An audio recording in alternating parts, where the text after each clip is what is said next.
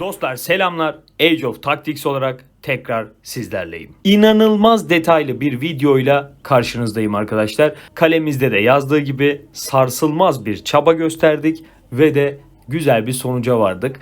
Zoyun geldi bildiğiniz üzere. Zoyun'la birlikte yapılabilecek tüm kombinasyonların nasıl yapılması gerektiğine dair bir video bütünlüğü oluşturma kararı aldım arkadaşlar. Ve de çok detaylı bir video oluşturacağız. Şimdi bu videoda neler yapacağız arkadaşlar? Önce bir Zoyun'dan bahsedeceğiz. Yıldızlarından bahsedeceğiz. Ona hangi mücevherleri hangi kahramanlarla beraber kullandığımızda takmamız gerektiğinden bahsedeceğiz. Genel Zoyun'a dair yorumlarımızı yapacağız. Becerilerini değerlendireceğiz. Yanına koyacağımız diğer kahramanların becerilerini de değerlendireceğiz. Aynı şekilde yüzük detaylarına ineceğiz. Atlarına bakacağız, süslemelerine bakacağız. Yani anlayacağınız muazzam bir video oluşturacağız arkadaşlar.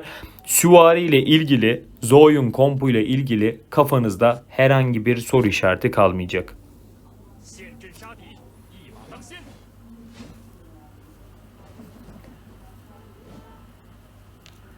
Yeni hero'lar arasında süvari kumandanı olabilecek bir kahraman varken Chuck'ta benim için başka seçenek yoktu abi.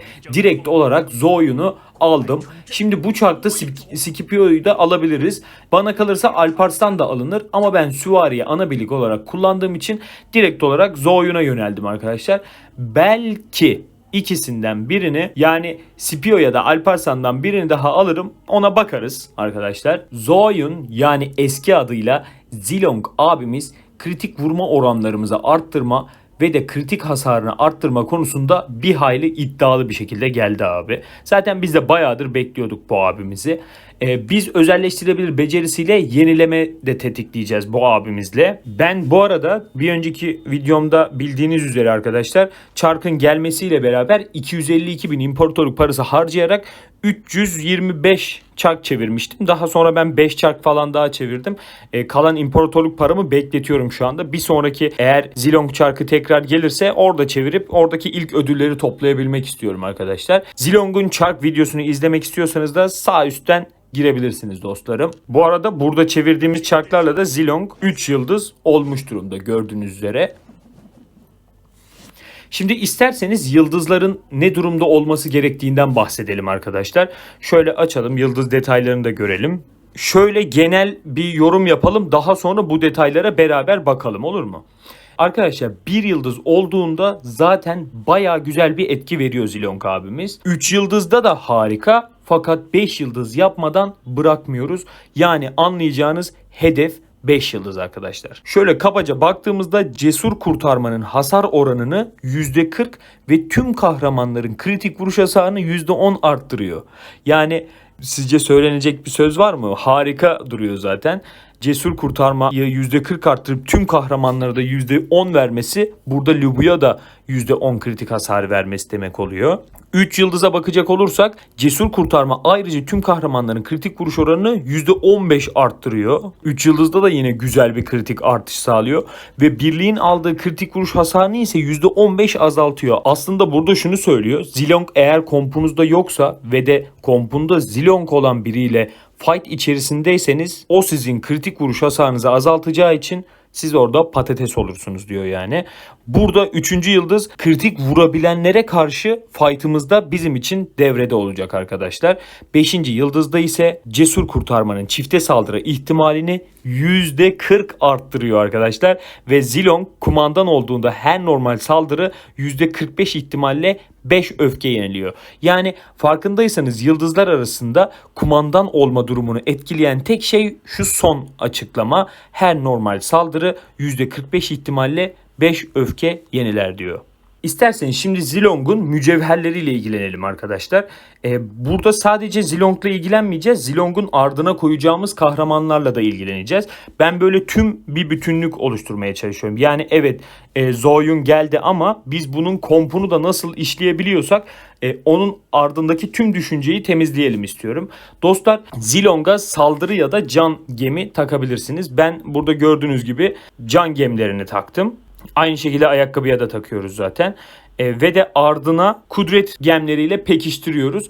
En sonda ise pasif gemileri takıyoruz arkadaşlar. Şimdi biz buna neden pasif gemi takıyoruz? Becerilerle ilgileniyorken bu kısımda da bakmış olacağız arkadaşlar. Bunu da açıklayacağım. Fakat pasif gemi takmamızda fayda var. Zilong'un olduğu bir kompta Lubu'ya ise, Lubu'yu zaten detaylı bir şekilde biliyoruz ama ben yine de buradaki tüm soru işaretlerini kaldırmak istiyorum. Arkadaşlar buraya tüm birim türlerinin saldırısı gemilerini yerleştiriyoruz. Ardına tabii ki de kudret gemleri, peşine de ikincil vuruş beceri hasarı gemlerini koymamız gerekiyor dostlar. Aynı şekilde ayakkabıda da zaten sırasıyla koyuyoruz. Peki Atilla'ya bakacak olursak, Atilla'da ben kapasite kullanıyorum. İsterseniz can da kullanabilirsiniz. Canın daha etkili olduğunu söylüyorlar. Fakat ben gemleri yetiştiremediğim için burada bakın farkındaysanız elimde zaten can gemi yok. Yetiştiremediğim için kapasite kullanıyorum. Yani can gemi de kullanılabilir burada. Ardında kahramanın tüm niteliklerini etkileyen gemi kullanıyorum. Ve de tabii ki 3. gemde de normal saldırı hasar gemleriyle pekiştiriyorum. Burada da ayakkabıda da bildiğiniz gibi sıralamamız aynı. Eğer ben burada Vlad kullansaydım, yani Vlad kullananlar için gemleri de bir özetleyelim arkadaşlar. Şu an bir Vlad ekranında olduğumuzu düşünelim. Tekrar çünkü teçhizatları çıkarıp oraya takıp onun üstünde işlemek istemiyorum. Vlad olsaydı ben yine kapasiteyi koyacaktım arkadaşlar. Ardından gelen yere kahramanın tüm nitelikleri gemili değil, kudret niteliklerini koyacaktım. Peşinden de tabii ki de Vlad pasif kudret hasar veren bir hero olduğu için buraya da kahramanın pasif beceri hasarını arttıran gemlerden koyacaktım arkadaşlar. Şimdi aslında Atilla kullanmamın benim için şöyle bir faydası oluyor. Zilong'a pasif taktığım için buraya da pasif gemi üretmeme gerek kalmıyor. Farkındaysanız ben buraya normal saldırı koyarak kurtuluyorum. Lubum'da da ikincil vuruş var. Yani birinde ikincil vuruş, birinde normal saldırı, birinde de pasif gemi. Kullandığım için rahat bir şekilde hepsini kırmızı gem olarak kullanabiliyorum arkadaşlar. Peki burada Timur olsaydı Timur'da ne koyacaktık? Dostlar Timur olduğunda ben buraya saldırı gemlerinin kullanılması gerektiğini düşünüyorum. Ardına yine kudret ve de ardına yine Atilla'da olduğu gibi normal saldırı gemleriyle pekiştirebiliriz dostlar. Bu arada eğer elinizde Kiros kompunuz da var ve pasif gemlerini orada kullanıyorum diyorsanız burada Zilong'un zırhındaki bu yere pasif gemleri değil, isterseniz ikincil vuruş gemleri de koyabilirsiniz. Çünkü ikincil vuruş hasarı da çıkarıyoruz. Fakat pasif beceri hasarını daha çok çıkardığı için buraya biz pasif gemleri koyuyoruz. Yani ikincil vuruş hasarı veren becerisi de var ama pasif hasar veren becerisi daha fazla hasar verdiği için pasif gemleri kullanıyoruz arkadaşlar. Ama diyorsanız ki bende Kiros kompu var, tüm pasif gemlerimi oraya kullanıyorum diyorsanız buraya ikincil vuruş mücevherlerini de geçirebilirsiniz dostlar. Dostlar bu arada bana kalırsa Timur ile Vlad arasında böyle muazzam bir uçurum farkı yok. Fakat bana hangisini seçerdin diye bir soru gelse ben Timur'u seçerdim dostlar. Sebebi şu: eğer Vlad alırsam az önce de bahsettiğim gibi Zilong'da da Vlad'da da pasif gemlerini kullanmam gerekecek. Fakat Timur'u seçtiğimde normal saldırı gemlerini takabiliyorum. Yani zırhlarına hepsinin aynı tarzda gemler takabiliyoruz ya. Pasifi ben Zilong'a kullandığım takdirde Vlad'a kullanamayacağım. Çünkü elimde o kadar gemim yok. Eğer varsa sizde Vlad'ı seçin ve de yerleştirin. Yani bu noktada aslında bana biraz şöyle geliyor. En iyi dizilim tamam belki A'dır, B'dir. Fakat en iyi dizilime ulaşabiliyor muyuz? En iyi dizilime ulaştığım takdirde bazı şeylerim geri kalıyorsa o dizilime gerek yok arkadaşlar. En etkili ve sizin için en iyi olabilecek dizilim şeklini seçmeniz gerektiğini düşünüyorum ben. Ve yine bu arada Vlad'da da Lubu'daki gibi kaskıma saldırı gemlerini kullanacağım için Timur'a yönelirdim. Az önce de dediğim gibi Vlad'ın kaskına benim kapasite gemlerini takma sebebim bu işte. Çünkü bu kadar saldırı gemi oluşturamam elimde. Ya en azından kırmızı şekilde oluşturamam. Bakın ben 3 tane kırmızıyı buraya kullanmışım. Geriye bir tane sarı, bir tane mor gemim kalmış. Yani ben herhangi bir hero'mda sarı ya da mor gem bırakmak istemiyorum zaten. Hepsini kırmızıya taşımak istiyorum. Şimdi Vlad'a bunları koymaktansa ben de diyorum ki elimdeki kapasite gemlerini kullanayım diyorum. Böyle bir şeye de gerek yok. Neden bunları kullanabilmek varken gidip daha etkisiz olduğunu düşündüğüm kapasite gemlerini kullanayım ki? dediğim için Timur'a yöneliyorum. Timur'a da bildiğiniz gibi kapasite, can ya da saldırı gemlerini kullanabilirsiniz.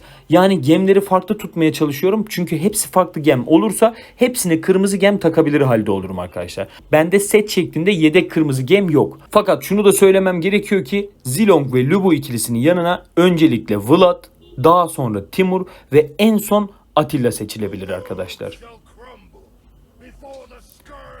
Şimdi dostlar, bu noktada herkes kendi çapına göre karar vermeli. Mesela ben kendimi örnek olarak açıklayacak olursam eğer 1. Vlad'ı seçebilirim. Elimde 3 yıldız olarak var. Hatta yüzüğü bile hazır. Fakat az önce dediğim gibi gemlere yetemiyorum. 2. Timur'u seçebilmek isterdim.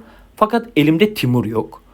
3. Atilla'yı seçmeme gerek yok aslında. Çünkü artık Zilong abimiz Lubu ikinci vuruş attıkça hem kendine hem Lubu'ya çifte saldırı imkanı sağlayabiliyor. Fakat Atilla da sadece çifte saldırıdan ibaret değil arkadaşlar. Burada da gördüğünüz gibi yok edici etkinleştirildiğinde kumandanın 3 saniyeliğine %35 daha fazla kudret hasarı verme ihtimali diye bir seçenek var. Yine kendimden bahsederek devam edecek olursam 3 yıldız Vlad ile 5 yıldız Atilla arasında tam olarak az önce anlattığım şartlar çerçevesinde bir seçim yapmam gerekiyor. Ben de diyorum ki gemlerin en azından mor yedeklerini oluşturana kadar Atilla ile devam edeyim. Sonra Vlad'ı çekerim abi diyorum. Farkındaysanız en son seçenek ile devam ediyorum. Az önce bir sıralama yapmıştım ya, Vlad, Timur ve sonrasında Atilla diye. Yani kendimizi zorlayıp sıkmaya gerek yok dostlar. Asıl sıkılacağınız nokta Vlad, Timur ve Atilla'dan hiçbirinin elinizde olmama durumu olsun. Bu arada şundan da bahsetmem gerekiyor. 5 yıldızlı Atilla kullanacaksanız eğer sıralamayı Lubu, Atilla, Zilong şeklinde yapmanız gerekiyor. Yani burada gördüğünüz gibi ben şu an öyle kullanıyorum. Eğer bu Atilla'nız 5 yıldızlıysa sıralamayı böyle yapın. Neden böyle yapıyoruz? Az önce de dediğim gibi 5. yıldızda bakın 3 saniyeliğine verdiği %35'lik fazladan kudret hasarını kumandana veriyor Atilla. Şimdi bizim Zilong'u en başa koyuyoruz yani. Abi Zoyun o kadar hasar verebilen bir hero değil ki. Bu hasarı bu kompta farkındaysanız siz de raporlara bakarsanız eğer Lubu çıkarıyor. Ben bu %35'lik hasarı da Lubu'ya aktarmak istiyorum. Ve Atilla'nız 5 yıldız değilse eğer yani bu çok iddialı olacak ama 1 yıldızlı Vlad kullanmak daha makul olur. Bu sıralamalarla ilgili kafanıza bir şey takılırsa sorularınızı yorumlardan tarafıma iletebilirsiniz dostlar. Hadi şimdi hep beraber becerilerle ilgilenelim. Ben burada ekrana şöyle tüm hero'larda hangi gemlerin kullanılabileceğine dair yani hangi mücevherlerin kullanılabileceğine dair güzel bir şey ekleyeceğim. Şu an siz büyük ihtimalle görüyorsunuz arkadaşlar. Burayı da SS alıp kaydedebilirsiniz. Dostlar isterseniz önce Zayun'un kumandan becerisine birlikte bir bakalım. Kumandan olarak kullanmayı tercih edenler için burayı okuyacağım sadece. Düşman birliğine kudret hasar verir ve etkisi 15 saniye boyunca süren bulut ejderi işareti uygulayıp 6 saniye boyunca birliğin aldığı hasarı %8 azaltır diyor. Savaşa girerken de ilk 100 öfke oluşturur diyor. Tamam, bulut ejderi diye bir işaret uygulaması mevcut. Şimdi imza becerisine bakalım arkadaşlar. Pasif bir imza becerisi. Bahsettiğimiz zaten pasif gemini takma sebebimiz bu imza becerisinin var olması. Gördüğünüz gibi cesur kurtarma. Yıldızlarında da dikkat çektiğimiz özellik zaten buydu. Bakınız burada diyor ki cesur kurtarmanın hasar oranı %40 artar diyor. 3. yıldızda ise cesur kurtarma ayrıca tüm kahramanların kritik vuruş oranı %15 arttırır. Yani bizim bahsettiğimiz o pasif gemle ilgili olan beceri Zilong'un imza becerisi arkadaşlar. Şimdi şu imza becerisinin detaylarına beraber bakalım.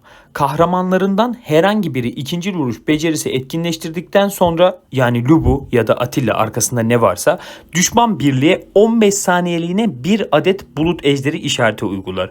3 birikime ulaştığında yani bu demek oluyor ki ne kadar fazla ikincil vuruş atarsanız tüm bulut ejderi işaretlerini tüketir ve kudret hasarı verir. Ayrıca %60 ihtimalle Zilong ve bir sonraki kahramanın 3 saniyeliğine çifte saldırı haline girmesini sağlar. Bu beceride %12 temel kritik vuruş oranı bulunur. Tüm kahramanların kritik vuruş hasarını %10, kritik vuruş oranını ise %15 arttırır ve birliğin aldığı kritik vuruş hasarını %15 azaltır. Zilong'un öğrendiği özelleştirilebilir ikinci vuruş becerinin verdiği hasar %30 azalır ve tetiklenme ihtimalleri %5 arttırılır demiş. Şimdi bu noktada düşünmemiz gereken bir şey oluşuyor arkadaşlar. Farkındaysanız bizim bir tane becerimiz kanla ödeme ikincil vuruş becerisi.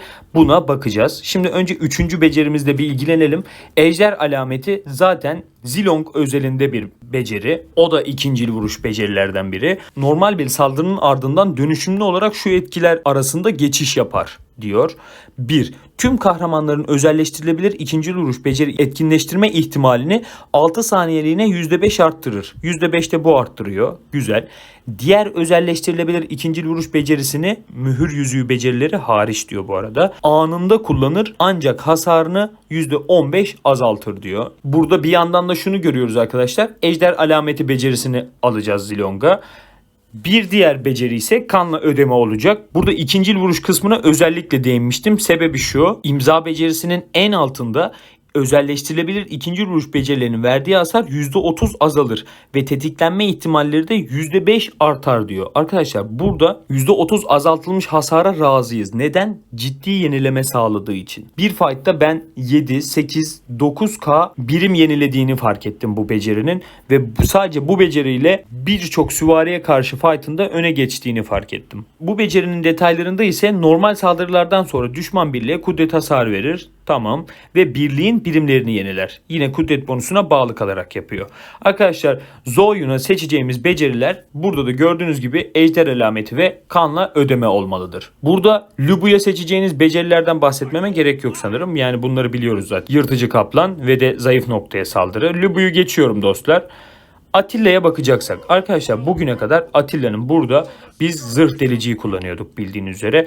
Artık savaşçı şarkısını buraya yerleştiriyoruz dostlar. Sebebi gayet açık ve net burada. 3 saniyeliğine sıradaki kahramanın kudretini 125, kritik vuruş oranını ise %20 kadar arttırır diyor. Zaten savaşçı şarkısının gelmesiyle de buraya ikinci sıraya koyuyoruz ki tamamen Lubu fokuslu bir hasar çıktısı sağlasın. Zaten sondaki becerimizde eleştirel içgörü idi. Tüm kahramanların kritik vuruş oranını %14 arttırıyordu. Tüm düşman kahramanların zırhını ise kritik vuruş sağladığımız durumlarda 15 azaltıyordu. 3 kez biriktiği için de 45 zırh azaltımı gibi seviyeye geliyor. Zaten Atilla'nın zırhına normal saldırı gemi koymamızın sebebi de bu. Herhangi bir özelleştirilebilir becerisi hasar çıktısı sağlamadığı için biz de normal saldırı gemi kullanıyoruz arkadaşlar. Peki diğer hero'larda bunlar ne olmalı? Hangi becerileri tercih etmeliyiz? Arkadaşlar Timur'u var olanlar için ve de kullanacaklar için tavlı çelik gayet uygun bir beceri olarak karşımızda. Tavlı çeliği koyabilirsiniz ve ardına da aynen Atilla'daki gibi eleştirel içgörüyü kullanabiliriz dostlar. Vlad'da bildiğiniz üzere zaten ölümcül ejder dikenini alacaksınız arkadaşlar. Burada değişken bir şey yok. Yani ölümcül ejder dikeni sabit kalacak. Peşine de benim denemelerim sonucu zorlu misillemenin ben daha faydalı olduğunu gördüm arkadaşlar. Zorlu misilleme koyabiliriz. Vlad'da da seçeneklerimiz bu şekilde olacak. Şimdi gelelim o meseleye. Yüzükler ne olmalı? Dostlar zaten bildiğiniz üzere Lubu'da papatya kullanmamız gerekiyor ve de 30 seviye yapmamız gerekiyor. Sebebi şu arkadaşlar, bu bir ikincil vuruş beceri. Farkındaysanız beceri türü ikincil vuruş. Zilong'umuzun becerisi ikincil vuruşla tetikleniyordu ya hani, tamam bir becerisi yüzüğün ikincil vuruş hasarıyla tetiklenmiyor ama genel anlamda baktığınızda birlikteki diğer kahramanların ikincil vuruş becerisi aktifleştirmesiyle sağladığı için becerisinin şartlarını biz de buraya papatya yüzüğü koyuyoruz. Elinizde papatya yokken şaşalı 20 varsa, 20 seviye bir şaşalı varsa onu da kullanabilirsiniz arkadaşlar. Neden olmasın? Zilong'a sakin su takıyoruz. Fakat böyle 10 seviye bir sakin su biraz yetersiz kalıyor dostlar. Siz bunu 20 seviyeye kadar, hedef 20 olsun yani. 20'den sonrası 30-40, oraları hiç karışmıyorum. Gayet iyi sonuçlar verir. Atilla'ya ise 30 seviye gece kurdunun yüzüğü takmamız gerekiyor arkadaşlar. Benim yükseltmelerim çok az kaldı. Farklı bir yüzük denediğim için burayı biraz erteledim. Yani orada bir hata yaptım. Fakat gece kurdunun yüzüğünü Atilla'ya takmamız gerekiyor. Dostlar bu yüzüğü yine Vlad'a da kullanabilirsiniz. Gece kurdunun yüzüğü yine Vlad'a da kullanılabilir. Fakat Vlad'a öncelikli olarak bu komp dahilinde göksel kıvılcım yüzüğünün kullanılmasından yanayım dostlar. Bu benim fikrimdir. İnanın bana denemek nasip olmadı. Sakın bunu denedim gibi düşünmeyin. Fakat Göksel Kıvılcım'ın bu noktada etkili olabileceğini düşünüyorum ben dostlar. Zaten sizler de bakarsanız burada diyor ki en yüksek kudrete sahip iki kahramanın verdiği kudret hasarı %20 artar. Ayrıca birliğin aldığı hasarsa %10 azalır diyor. Yani hem savunmayı, yani sakin su yüzüğümüzü, hem de saldırıyı, iki tane kahramanım, kudreti uçuk olan iki tane kahramanımdan bahsediyorum, onları pekiştiren bir yüzük olmuş oluyor. Bana mantıklı geldi. Dilerseniz Göksel Kıvılcım'ı, yani imkanı olan deneyip diğer arkadaşlara duyurabilir ve de bildirebilir bence. Ben denemeye çalışacağım fakat elimde şu an yeterince kuyumcu nişanım yok. Farkındaysanız 211 kuyumcu nişanım var. Dediğim gibi bir yüzük denerken biraz fazla harcama yaptım. Dostlar, bu arada yüzüklerle ilgili genel bir yorum yapacaksam eğer, daha önceki bir videomda da yapmıştım bunu. Kullanacağımız yüzükleri, yani efsanevi olarak kullanacağımız yüzükleri 10 seviye, destansı yüzükleri 20 seviye ve mavi yüzükleri ise son seviyeye kadar, yani 30 seviyeye kadar mutlaka yükseltelim. Yani oralar zaten basit bir kısım. Tabi efsane yüzükleri 20, destansları 30 ya da 40 yapabiliyorsanız emin olun kompun etkileri bambaşka bir seviyeye çıkacaktır. Yani biz şöyle yorumlayalım, genel bir özet geçelim. Sarı yüzüklerde 20 üstü seviyeler, mor yüzüklerde ise 30 üstü seviyeler gayet makuldür. Mavi yüzüğünüz ise zaten 30 seviye olmalıdır diye buraya ufak bir not düşelim arkadaşlar. Şimdi hadi birlikte kompumuzun atları nasıl olmalı, ne olmalı diye beraber inceleyelim. Dostlar, atlarla ilgili anlatıyı bitirdikten sonra aynı mücevherlerde olduğu gibi yine bir özet tablosu sonuna bırakacağım. Fakat şimdi ben böyle söyledim diye direkt oraya geçmeyin. Detayları birlikte inceleyelim ki siz de bu mantaliteyi edinip atlara ilerleyen süreçte farklı komplarda da neler yapabileceğinize dair bilgi edinmiş olursunuz arkadaşlar. İsterseniz önce Zilong'dan başlayalım. Şöyle beraber bir bakalım. Atlarla ilgili çektiğim tüm videolar böyle çok uzun oluyor. Ama bu sefer kısa keseceğiz çünkü at üretmeyeceğiz arkadaşlar. Kardeşlerim, şimdi şöyle Zilong'a, şimdi şu sağda gördüğünüz gibi bu bir mor bir at ve de kudret ve zırh niteliği taşıyor. Korumacı, savaşçı, şevkli falan olması hiç önemli değil. Yani kudret ve zırh niteliği taşıyorsa ve de istediğimiz özellikler geldiyse problem yok. Burada gördüğünüz gibi yiğit ve hayat kurtaran özellikleri taşıyor. Arkadaşlar, önceliğimiz bu değil. Benim elimde var olmadığı için şu an ben bunu kullanıyorum. Fakat bunu da kullanabilirsiniz. Çünkü bildiğiniz gibi ikinci vuruş beceri hasarı da veriyor Hero'muz. Az önce becerilerini okurken bahsetmiştik. Biz buraya cesaret özelliği kullanacağız arkadaşlar. Cesaret ve hayat kurtaran peş peşe gelmeli. Cesaret yeteneği bildiğiniz gibi pasif beceri kudret hasarını arttırıyor Hero'nun. Biz de zaten imza becerisi pasif beceriydi ya, onun hasarını arttırmak istiyoruz arkadaşlar. Aynı şekilde hayat kurtaranda ise özelleştirilebilir beceri olarak eklediğimiz kanla ödeme vardı ya, hani yenileme yapan. Bakın burada ne diyor? Binekli kahraman yenileme etkileri tetiklendikten sonra birliğin aldığı tüm hasarı 3 saniyeliğine %3 azaltır diyor. Burada da hayat kurtaranla birliğin aldığı hasarı azaltıp biz rakibe daha fazla hasar vererek onu devirmeye çalışacağız arkadaşlar. Şimdi diğerlerin atlarına da bakalım. Süslemelere hepsini birlikte girelim arkadaşlar. Yani burayı özetleyeyim. Cesaret ve hayat kurtaran özelliğini kudret ve zırh nitelikli bir atta istiyoruz arkadaşlar. Lubu'nun atına bakacaksak eğer şöyle geçelim. Dostlar, tabii ki de kudret niteliğini bunda da istiyoruz. Yani ben Lubu'da daha çok yıldırım, ordu koparma ve de yiğit özelliklerinin var olmasını istiyorum. Ama yıldırımın kesinlikle var olması gerektiğini düşünüyorum ben. Yani ordu koparma ile yiğiti böyle değişik yapabilirsiniz. Yani yıldırım yiğit, yıldırım ordu koparma şeklinde yapabilirsiniz. Üçü birden denk gelirse ve adınız kırmızı olursa o seviye kesinlikle onay onundur yani. Fakat bu şekilde yapmamız yeterli. Yani şimdilik bu seviye bize yeterli arkadaşlar. Yıldırım ve ordu koparma becerilerini bu şekilde getirdiğinizde zaten özelliklerin detayını da okursanız siz de anlarsınız. Binekli kahramanın kritik vuruş hasarını arttırıyor. Diğeri ise binekli kahramanın verdiği tüm hasarı %7 civarında arttırıyor. Yani baktığınızda buradan aslında ciddi bir hasar artışı alıyorum ben Lubu'ya. Şimdi bir de Atilla'nın bindiği atı inceleyelim dostlar. Şöyle Atilla'ya gelirsem, Atilla'da mavi bir atım var çünkü özelliklerini güzel denk getirdim. Arkadaşlar yine tabii ki de yani bu komp genelinde istediğim nitelikler benim kudret ve zırh. Yani az önce Lubu'nunkinde kudret ve kuşatma vardı ama orada da kudret ve zırh olsun isterdim. Arkadaşlar şimdi benim Atilla'm inanılmaz hasar veren bir hero değil. Yani böyle muazzam hasarlar çıkaramıyor. O zaman ben de birliği etkileyen savunma özellikleri denk getirmeye çalışacağım. Yani bakın gördüğünüz gibi korkusuz özelliğine bakın. Birliğin aldığı hasarı %2.1 azaltır diyor. Ve de tahkimata bakın.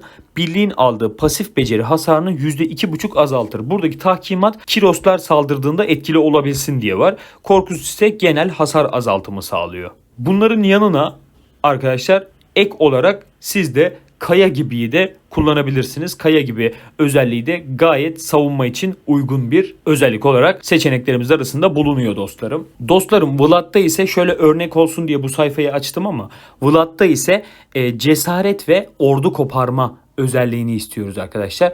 Yani aynen Lubu'daki gibi, Lubu'da mesela Yiğit'i istiyordum ya ikinci vuruş becerilerini bufflaması için. Burada da cesareti istiyorum ki pasif becerilerini bufflasın. Ordu koparmayla da genel tüm hasarı arttırmak istiyorum. Bunu böyle çift özellikli bir atmış gibi düşünün. Cesaret ve ordu koparmayı mor ve de üstü renklerde denk getirirseniz yeterli olacaktır.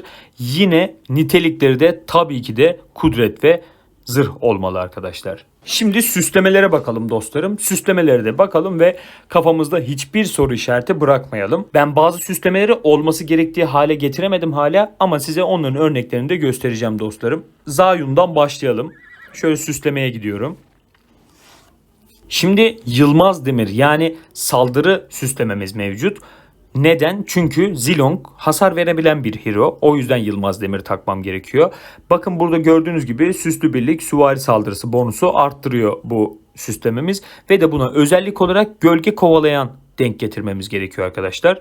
Daha iyi sonuçlar almamız için gölge kovalayanın denk gelmesi yeterlidir. İsterseniz şimdi beraber bir de Lubu'nunkine bakalım arkadaşlar. Lubu'da ise yine Yılmaz Demir süslemesi olması gerekiyor. Fakat bana kalırsa nitelik olarak kaynayan kan daha iyi. Ama gölge kovalayan varsa da elinizde kaynayan kanı çıkartmakla zaman kaybetmek istemiyorsanız, elinizdeki meteoroidler ona yetmiyorsa gölge kovalayanı aynen bu ekranda gördüğünüz gibi basıp geliştirebilirsiniz dostlar. Atilla'da ise bu şekilde değil. Ben size hemen örneğini getireyim. Atilla'da ise istediğimiz süsleme kutsal zambak olacak arkadaşlar. Bunun sebebini net bir şekilde açıklayacağım sizlere. Arkadaşlar bence öncelikle seferberlik etkisini istiyoruz. Sonrasında eğer yani yoksa imkan olarak direnişte kullanılabilir. Bana kalırsa seferberlik daha makul geliyor bana. Binekli kahraman 12 normal saldırı başlattıktan sonra onun beceri hasarını %15 azaltır diyor. Benim Atilla'm zaten hasar vermiyor. Beceri hasarını azaltabilir %15. Okey. Birlikteki diğer kahramanların beceri hasarı ise işte %4, 5, 6, 7 kadar artar diyor. En fazla da 2 kez birikir. Yani buradaki yüzdeleri 2 katı gibi düşünün. 8, 10, 12 ve %14 hasara kadar çıkabiliyor. Ve benim birliğimdeki diğer kahramanların ikisi de beceri hasarı verebilen kahramanlar olduğu için önceliğimiz bence seferberlik olmalı. Direnişte yine bir gözden geçirelim. Savaşın ilk 18 saniyesi boyunca alınan ilk 3 beceri hasarının her biri %7, 10 işte bla bla azalırken alınan hasar ise şu kadar azalıyor. 18 saniye boyunca alınan tüm hasar böyle azalır diyor. Direniş daha çok hasar azaltma bazlı bir etki. Seferberlik ise verdiğimiz hasarı arttırma bazlı bir etki. Şimdi biz kritik vuruş yapan bir birlik olduğumuz için bence seferberlik daha iyi sonuç verecek. Elimde de yok. İsterseniz şöyle 2 tane şansımızı deneyelim. Kan öfkesi geldi. Bana çıkmıyor abi. Zafer geldi. Bunları parçalayayım. Birlikte bir tane daha deneyelim.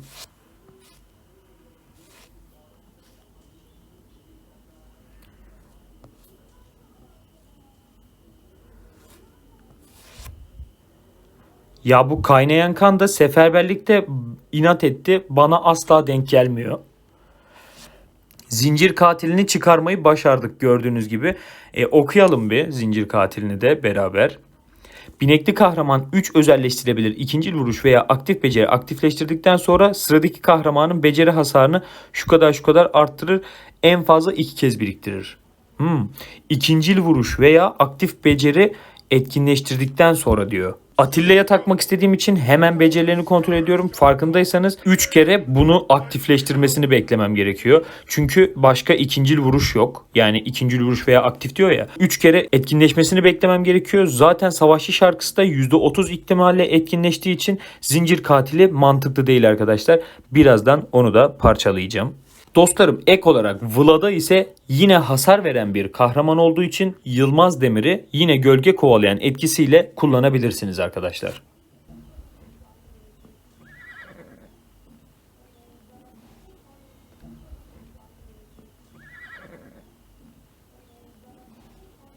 Dostlar, şimdi sizlere böyle basit şekilde birkaç tane savaş raporundan bahsetmek istiyorum.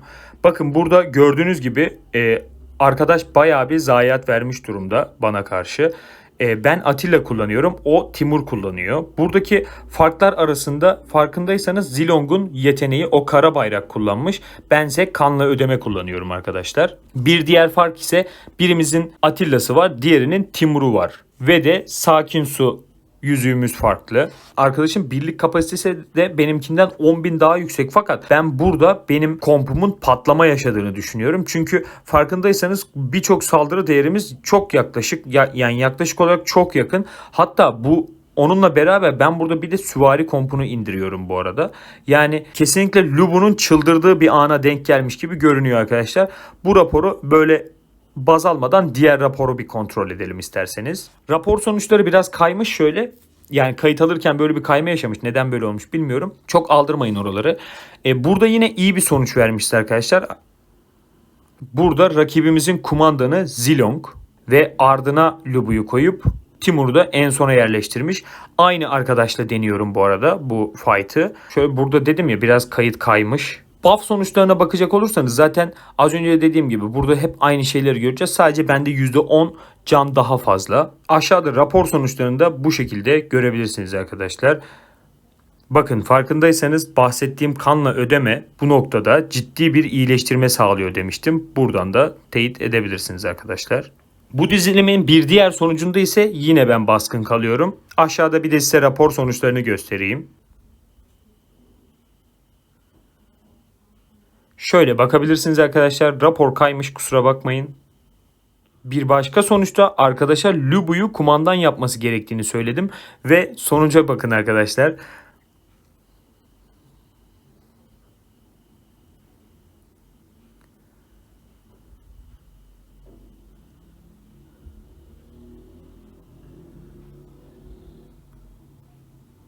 Herhangi bir buff değişikliği olmaksızın sonuçlar bu şekilde arkadaşlar. Tabi şimdi şöyle arkadaşlar, siz de bildiğiniz üzere Lubu kompundan bahsediyoruz.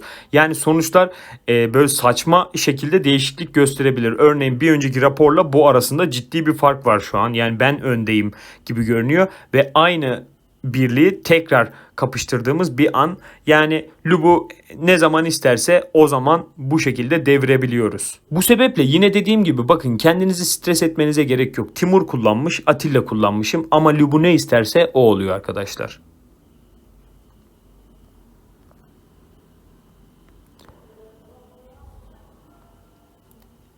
Kesinlikle en iyi olan bir komp biçimi vardır. Örnek veriyorum, Vlad'la en iyidir falan. Böyle bir sonuç vardır ama arkadaşlar önemli olan bizim ne yapabildiğimiz. Yani zaten baktığınız üzere oyun böyle matematiksel olarak genel anlamda yazdıkları, yani açıklamalarıyla, bazı özelliklerini açıklamalarıyla doğru sonuçlar vermiyor. Biz deneme yanılmayla iyi bir şey çıkarmaya çalışıyoruz. Fakat bunları yaparken stres olmadan, aman ben bunu yapamadım, ben şunu yapamadım demeden devam edebilirsiniz arkadaşlar. Dostlarım, ek olarak şöyle bir raporu da size hediye edeyim. Burada biraz Kirosçulara özel bir rapor olmuş oluyor ama Kiros mu Vlad mı komutan olmalı diye, kumandan olmalı diye bir test yaptık arkadaşlar. Bu Kiros'un kumandan olduğu raporun sonucu.